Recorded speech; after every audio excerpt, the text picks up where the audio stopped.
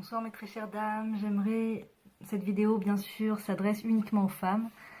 J'aimerais ce soir avec vous, si vous l'acceptez, d'abord vous présenter ce livre qui est extraordinaire. Je bénis l'ami qui m'a permis de découvrir ce livre et qui m'a permis d'accéder aux enseignements de ce livre qui est un livre fantastique. Oz Vehadar Levusha.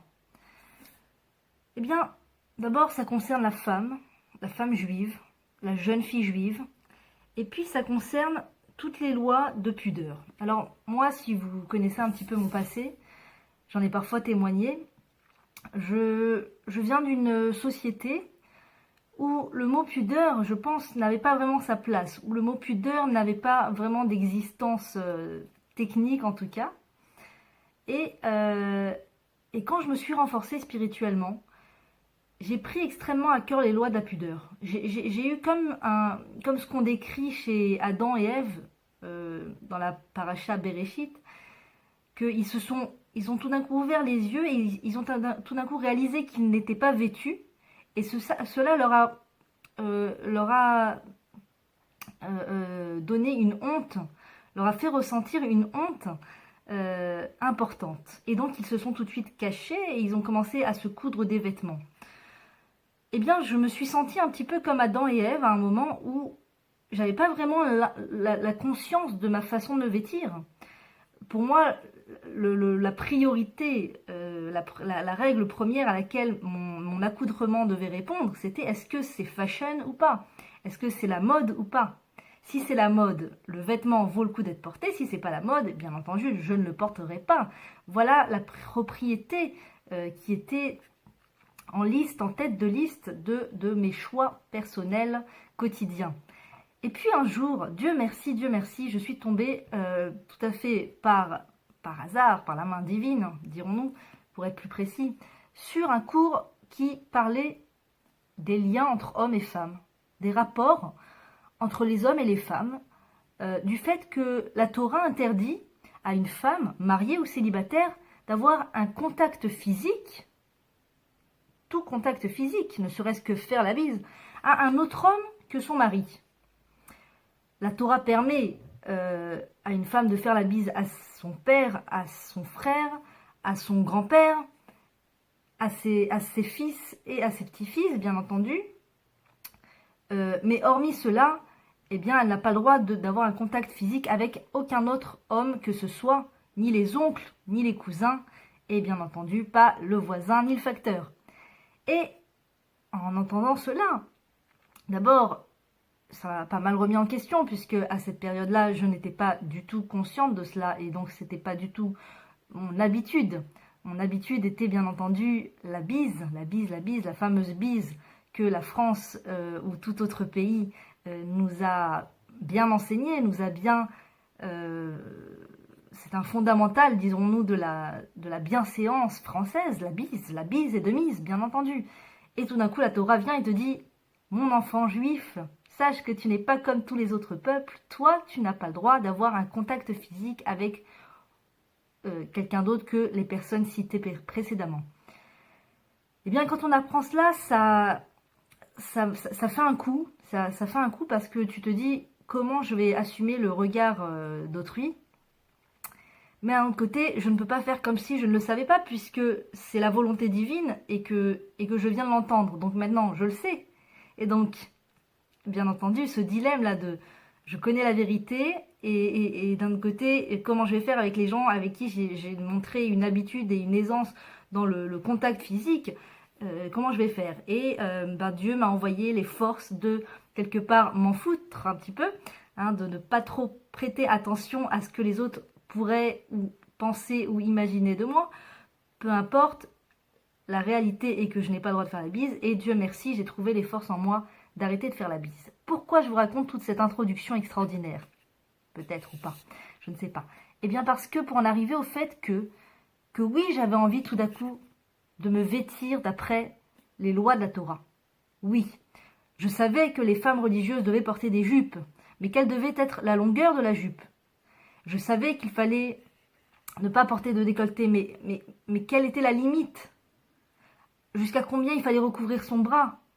Et en tant que femme mariée, Est-ce que je devais me couvrir les cheveux entièrement ou pas? Tout ça, c'était des questions incessantes que je me posais et je voulais trouver la vérité. Je demandais à Dieu, dans mon cœur en tout cas, je ne sais pas si je le disais verbalement, mais dans mon cœur, je disais, mon Dieu, éclaire-moi, montre-moi le chemin. Quel est le chemin? Qu'est-ce qui est permis? Qu'est-ce qui est interdit?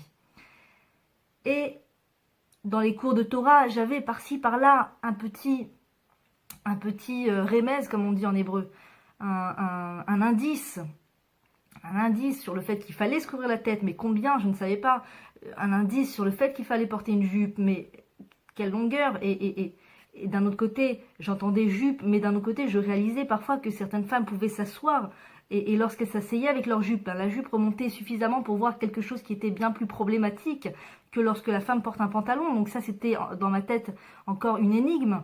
Je me disais, comment une jupe peut être considérée pudique alors que parfois elle laisse découvrir des choses qui sont très problématiques. Donc c'était ma grande question. Et Dieu m'a entendu, Dieu m'a vraiment, comme on dit, répondu, voilà, envoyé la délivrance avec ce livre qui est d'une beauté fantastique sans commune mesure, qui est d'abord extrêmement précis sur les lois pour celles qui recherchent vraiment la vérité, pour celles qui s'intéressent vraiment à la pudeur et qui veulent vraiment, dès aujourd'hui, vraiment aller dans la volonté divine, parce qu'on peut avoir l'air pudique, et malheureusement ne pas l'être, et on peut vouloir être pudique et à ce moment-là faire tout pour comprendre qu'est-ce qui est réellement pudique. Et d'ailleurs on dit, comment est-ce qu'on peut mesurer la mesure de crainte de Dieu d'une femme? C'est d'après sa pudeur. Donc ce livre a été pour moi une réelle délivrance. Oz Ve'adar Levusha, c'est le tome 1, du Rav Pessach Eliaou Folk. Et je vais vous en lire une petite page. Et peut-être, si la volonté divine nous aide, eh bien, continuer à lire dans d'autres vidéos. Alors, on va passer les lettres d'approbation, je pense. Et on va tout de suite accéder à ce qui s'appelle la préface. Hashir ve'hashevar lechai olamim. Chant et louange à celui qui vit éternellement. Il semble étrange que dans ce verset, le chant précède la louange. Naturellement, on s'attendrait à ce que la louange, qui implique une évaluation ou une estimation, soit mentionnée avant le chant, puisque ce n'est seulement qu'avec une juste appréciation des choses qu'une personne ressent le besoin de chanter. Cependant, au point culminant d'un effort soutenu et au moment de l'achèvement d'une entreprise qui a réclamé des années de dur labeur, imaginez-vous, d'inquiétude et d'angoisse, la joie et l'allégresse sont spontanées et ne nécessitent aucune introduction. Une fois ce chant initial d'allégresse entonné, la personne se répand en louange à Hachem en reconnaissance de l'immense don qu'il lui a accordé. Donc, chant et louange à celui qui vit éternellement. On peut comparer cela à la mère d'un nouveau-né, qui est transportée de joie par ce don qu'elle vient de recevoir et qui n'a nul besoin d'évaluer les avantages que le bébé va lui procurer. Elle a été confrontée à des difficultés pendant des mois en espérant que Hachem lui accordera le privilège d'atteindre ce moment de bonheur. À présent qu'il est enfin là et qu'elle a donné naissance à un bébé vivant et en bonne santé, elle est enchantée et ressent naturellement une profonde gratitude envers le Tout-Puissant. De même, l'auteur d'un livre tel que celui-ci n'a pas besoin de faire précéder son chant par des paroles d'évaluation, puisque le don céleste d'avoir pu achever une tâche si difficile, et qui est je le rajoute entre parenthèses, qui est une bénédiction pour le monde, si difficile et redoutable, et d'avoir le srout, le mérite de voir le produit fini, qui, avec l'aide de Dieu, formera un nouveau maillon dans la chaîne en or des livres de Gdusha, de sainteté, suscite une bouffée spontanée de joie et d'allégresse profonde. Aussi, c'est avec ferveur et reconnaissance que je chante ces mots magnifiques. Hashir ve'hashevach lechai olamim.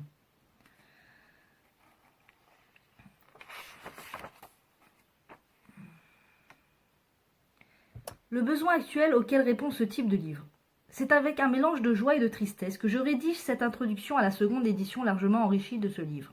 D'une part, l'accueil très chaleureux qui fut réservé à la première édition imprimée sous forme de brochure est une source de grand bonheur. Il prouve qu'un ouvrage de cette nature était attendu depuis fort longtemps.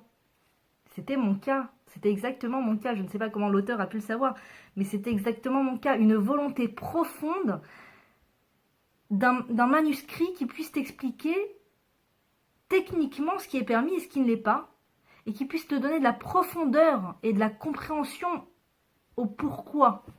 Pourquoi cacher les parties de son corps?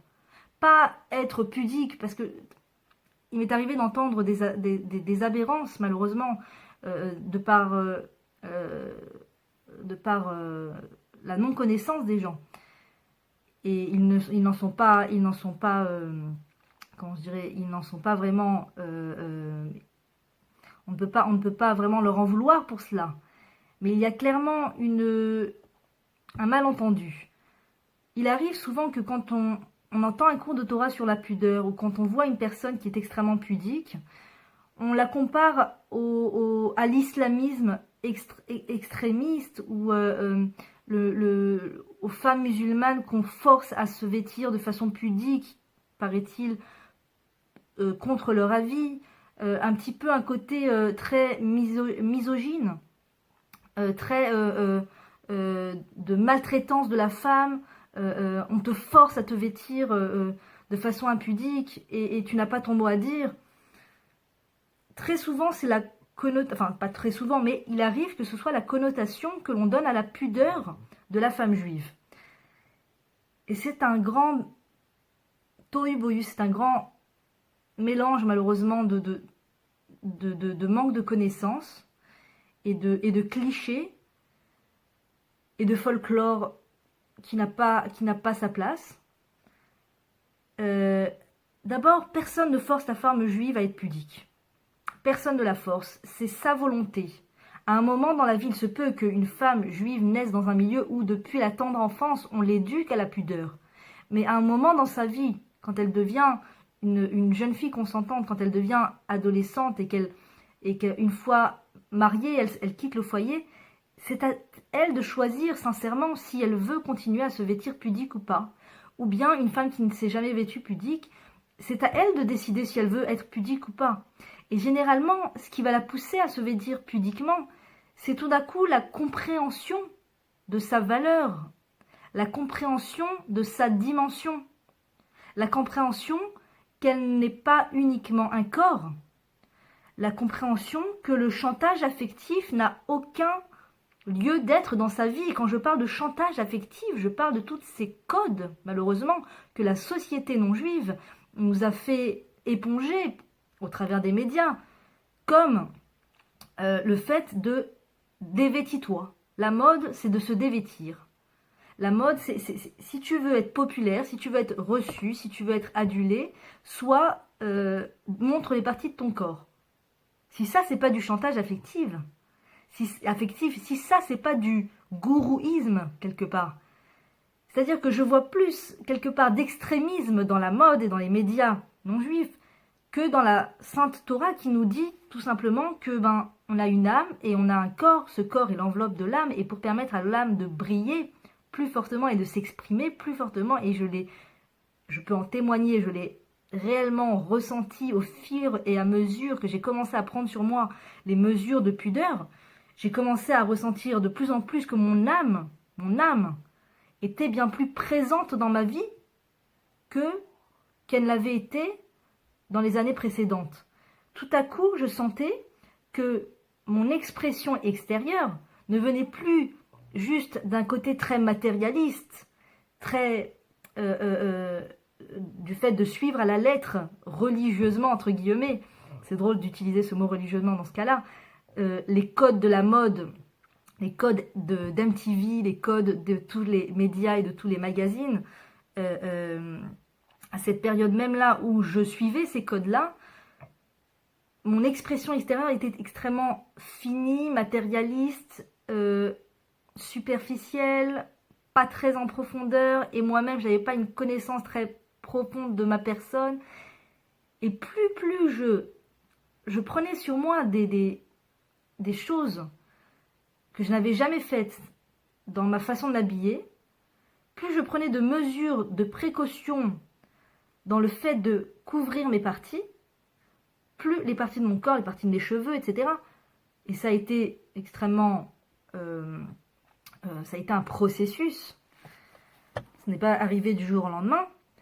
Eh bien, plus je ressentais que je découvrais un océan intérieur de profondeur et de spiritualité que je ne me connaissais pas, ou que je ne me connaissais plus. Peut-être que j'avais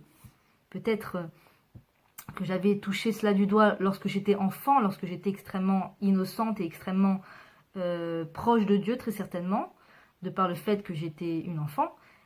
Mais en tout cas, tout à coup, je replongeais peut-être dans cet océan qui s'appelle l'âme.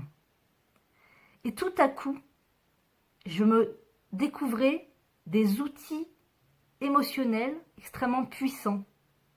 Extrêmement puissants. Une foi en Dieu beaucoup plus intense. Une joie intérieure qui ne dépend plus du regard qu'autrui aura sur moi. Est-ce qu'on apprécie ma façon d'habiller? Est-ce qu'on m'a complimenté aujourd'hui? Est-ce qu'on m'a regardé de haut en bas? Est-ce que quand je suis rentrée dans la pièce, on a fait attention à moi? Voilà, là, je reprends les... est-ce que je suis stylée? Est-ce que je suis populaire? Est-ce que j'ai le sentiment que quand je vois des gens, les gens m'apprécient? Je dépends de moins en moins de ça. Je dépends de moins en moins de ça. Et toutes ces pensées de torture intérieure. Pourquoi il m'a regardé comme ça? Et pourquoi il m'a pas regardé? Pourquoi il m'a pas dit bonjour? Pourquoi il m'a tourné le dos? Et pourquoi ils m'ont pas donné une place au restaurant plus mieux placée? Et pourquoi je comprends pas? Et pourquoi elle m'a pas dit ça? Et pourquoi elle m'a pas invité? Pourquoi ils sont pas venus? Pourquoi ça? J'ai trouvé que tout à coup, je m'élevais au-dessus de toute cette pensée on décrit de cette pensée qu'elle est Katnout de Mochin, la petitesse d'esprit, l'étroitesse d'esprit. Et que je passais à un niveau de ce qui s'appelle Gadlout de Mochin, c'est-à-dire la grandeur d'esprit. J'avais l'impression que tout à coup, comme une grue, chaque pas que j'avançais, et personne ne me forçait, personne ne m'a jamais forcé, bien entendu. Et au contraire, il a fallu que je me batte corps et âme contre une société, contre un message sociétaire, contre un message de la plus tendre enfance que j'ai pu recevoir dans la plus tendre enfance au travers des médias, et de me battre corps et âme contre certaines personnes autour de moi pour justement oser me vêtir de la sorte. Mais jamais personne n'est venu me mettre un pistolet sur la tempe en me disant « Maintenant tu vas être pudique, sinon on te tue ». Jamais, c'est jamais arrivé. J'ai accédé, Dieu merci, à des contenus de Torah par Internet, par le biais d'Internet, qui m'ont extrêmement enrichi, qui m'ont ouvert les yeux et qui m'ont, comme je vous dis, comme une grue, qui m'ont élevé vers le haut pour me permettre d'accéder à des niveaux de sérénité intérieure et de tranquillité intérieure et de... Tout à coup, la vie était bien plus importante qu'elle ne me le paraissait auparavant. Tout à coup, la vie ne dépendait plus de mon apparence physique, mais elle dépendait de sujets à mon goût et au goût de bien toute une grande part de la société juive. La vie prenait une dimension bien plus importante. Des sujets bien plus importants me préoccupaient mon esprit. C'est comme si j'étais élevée, comme si je grimpais des étages. Je n'étais plus en superficialité, mais j'étais réellement en profondeur et cela a continué d'évoluer, Dieu merci, avec le fait que j'ai continué à couvrir les parties de mon corps. Et donc, comme je vous explique, ce livre, Osveadar Velevusha, a été un propulseur extraordinaire à mon avancée. Donc, comme le dit l'auteur, il prouve qu'un ouvrage de cette nature était attendu depuis fort longtemps, et qu'avec l'aide de Dieu, l'approche adoptée est la bonne. C'est ma prière la plus ardente que ce vaste et épais volume mérite lui aussi de recevoir l'aide divine afin de trouver faveur aux yeux du public et de le guider dans le Derer Hashem, dans le chemin de Dieu, En tout cas, je peux vous assurer que c'est bien mon cas. D'autre part, la tristesse provient du fait même qu'un livre détaillé sur cette question soit nécessaire. Autrefois, il n'y avait nul besoin de ce genre de livre parce que les femmes et les jeunes filles juives savaient instinctivement ce que l'on attendait d'elles sur le plan de la tsniout et du raffinement. De plus, elles recevaient un solide chinour, une éducation. Dans leur foyer où d'authentiques traditions juives étaient transmises de mère en fille et de génération en génération. Pour la petite anecdote, c'est quand j'ai commencé à devenir pudique que j'ai commencé à voir ma grand-mère qui n'était déjà plus de ce monde avec un œil totalement différent. Lorsque j'allais chez ma maman, j'avais pris cette habitude que partout où je passais, dès que je voyais un album avec des photos à moi, j'avais toujours un gros feutre noir sur moi et je coloriais les parties qui n'étaient pas couvertes parce que je ne désirais plus que qui que ce soit tombe sur des photos de moi habillée non pudiquement, parce que c'est évident, si aujourd'hui je prends conscience que mon corps n'est pas un bout de chair à la portée de tous, il est bien évident que même en photo, je ne veux plus que ce soit le cas, bien entendu. Et mon passé, j'en témoigne aujourd'hui, m'a fait bien prendre conscience de cela, étant donné que j'étais styliste et que j'étais pas mal dans la mode, et qui m'est arrivé, je ne le dis pas du tout avec fierté, au contraire, mais je le dis juste pour pimenter cette vidéo, et j'espère que ça sera bienvenu. Dans mon époque en tant que styliste, j'ai, comment on dit, il m'est arrivé de monter sur un podium, de montrer des vêtements, enfin d'être prise en photo, de participer à des soirées d'ouverture et d'être affichée dans les photos, etc. Et donc, j'ai pris part à tout ce système, voilà, c'est ça que je veux en venir. J'ai pris part quelque part dans mon passé à tout ce système d'exhibitionnisme outrageux, en pensant que c'est quelque chose de positif. À cette période même où je le vivais, je voyais cela d'un œil très positif, je voyais cela comme une fierté. Si je suis photographiée, c'est que je suis belle. Si une cliente me demande de monter sur le podium avec sa nouvelle collection, c'est donc qu'elle me trouve belle. Y a toute une fierté autour de cela. Malheureusement, ça s'arrête là.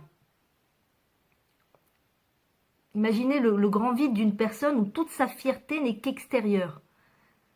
C'est-à-dire que toute sa vision positive d'elle-même ne tient qu'à son extérieur. Ça veut dire que dès qu'il y a un truc extérieur qui ne va pas, le monde s'effondre. Je comprends aujourd'hui pourquoi des rides peuvent tant plonger des femmes dans les méandres de la tristesse. Aujourd'hui, je commence à comprendre comment une ride peut enquiquiner la vie d'une personne. Parce que quand on s'attache à toute cette vision physique de soi-même, il n'y a que ça. Il n'y a que ça. Et donc, il y a intérêt à ce qu'on soit parfaite physiquement. Mais quand on découvre une seconde dimension, qu'il n'y a pas le physique, il y a une enveloppe, si elle est belle, tant mieux, et puis si elle est moins belle, eh ben, c'est la volonté divine. Il y a une enveloppe.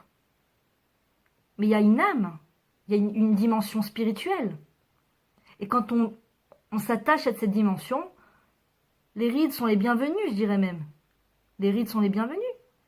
Les rides prouvent de ma maturité, prouvent du fait que est-ce que j'ai souri dans ma vie ou pas, malheureusement. Je me rappelle quand j'étais petite, je voyais toujours, il y avait des grands-mères, c'était toujours où elles avaient la bouche naturellement comme ça, ou bien elles avaient la bouche naturellement comme ça. D'accord? Tu leur as pas raconté une blague, tu les as pas fait rire ni quoi que ce soit. Elles ont un sourire figé sur leurs lèvres. Et je me disais toujours, j'espère que je serai de ces grands-mères qui ont la bouche naturellement vers le haut. Et aujourd'hui, je comprends, c'est tout un chemin de vie. Tout un chemin de vie. Et je pense que la seule possibilité de nos jours pour accéder à cette joie intérieure, à cette sérénité intérieure, c'est de s'attacher à cette dimension de l'âme, à cette dimension de la Torah, de l'existence de Dieu, du chemin de Dieu, vers Dieu, de tout ce côté spirituel qu'on a à l'intérieur de nous, et chaque être au monde, juif ou non juif, a une dimension spirituelle à l'intérieur de lui. Je pense que c'est le seul chemin vers ce fameux sourire, parce qu'on peut toute une période de sa vie justement être satisfait intérieurement de son apparence physique, mais comme il l'est dit dans les psaumes de David, tout finit, du roi David, que son mérite nous protège, tout finit par se faner, comme l'herbe des champs. Regarde l'herbe, observe l'herbe. L'herbe est belle, elle est jeune, au début c'est des petites pousses, et puis elle grandit, elle est belle, elle est verte, elle est luisante, elle est juste extraordinaire à regarder, puis vers l'automne, elle commence à se faner, et en hiver, elle n'est plus. Donc, si toute la joie de ce brin d'herbe ne tient qu'au fait qu'elle est verte et qu'elle est luisante et qu'elle est... Eh bien, ce brin d'herbe, malheureusement, va passer une période très difficile moralement, quelque part, si on peut dire, en automne, lorsqu'elle va commencer à s'assécher.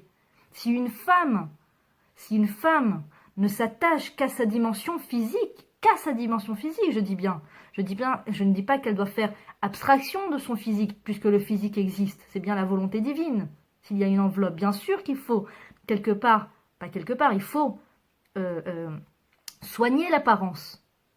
Mais l'apparence physique, l'apparence extérieure, le corps ne doit pas être la carte de visite de la personne, ne doit pas être la dimension, enfin la seule et unique occupation de la personne. La personne ne peut pas s'arrêter juste au fait du maquillage qu'elle va acheter, ou de la robe décolletée qu'elle s'est achetée, ou de la collection, et tout ce qui concerne l'apparence physique. Ça ne peut pas être que ça.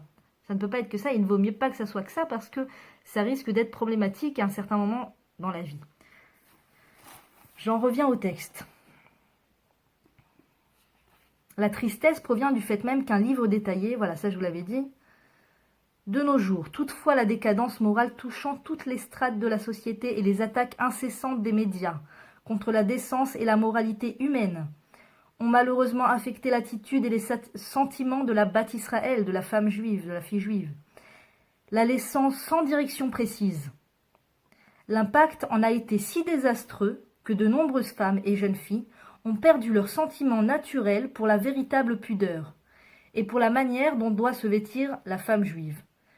Elles sont donc également plongées dans la confusion en ce qui concerne un domaine qui touche à la Kedusha, à la sainteté, et à la Tahara, à la pureté de Am Israël, du peuple juif. En vous lisant ces lignes, j'ai des frissons. Et j'espère que vous aussi. J'ai des frissons parce que en lisant ça, j'ai les images qui me viennent en tête.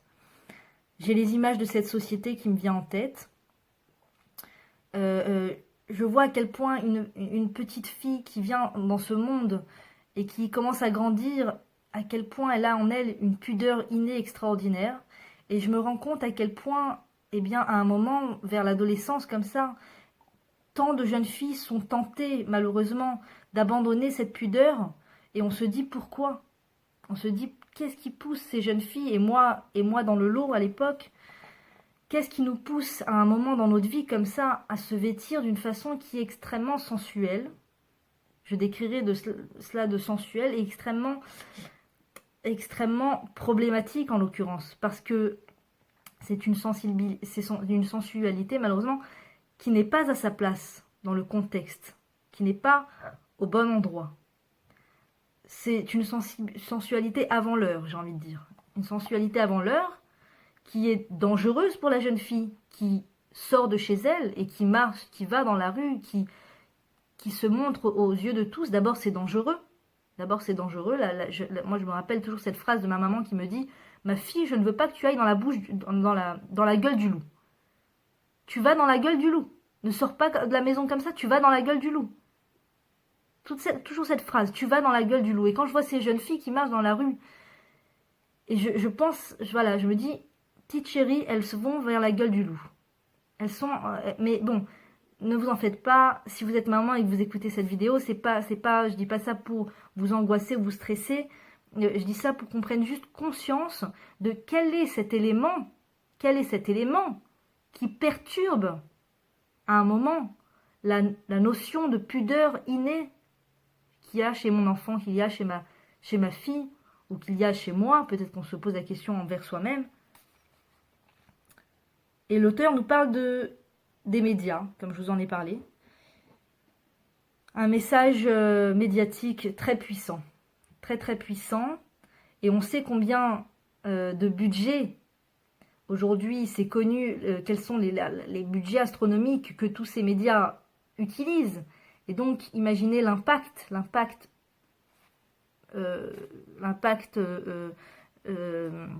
visuel, cérébral qu'ils ont sur les autres, sur ceux qui s'y exposent. Et malheureusement, quand on ne se travaille pas, quand on ne décide pas en son fort intérieur, en son âme et conscience, dirons-nous, de ne pas s'exposer, eh bien, généralement, on a toutes les chances, enfin toutes les malchances d'être exposé.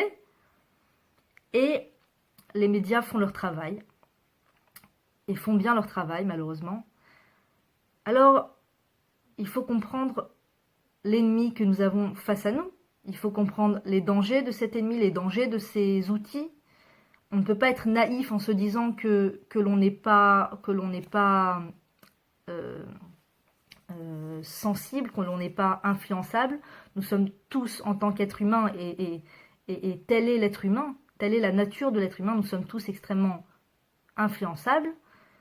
Et il faut comprendre les dangers de ces médias. Voilà, je n'ai lu qu'un petit morceau de texte. J'espère qu'on pourra continuer avec l'aide de Dieu. Et si vous aimez ce thème, alors n'hésitez pas tout d'abord à acheter le livre Os Ve'adar Levusha, en librairie juive très certainement, et à continuer de vous renforcer sur le sujet.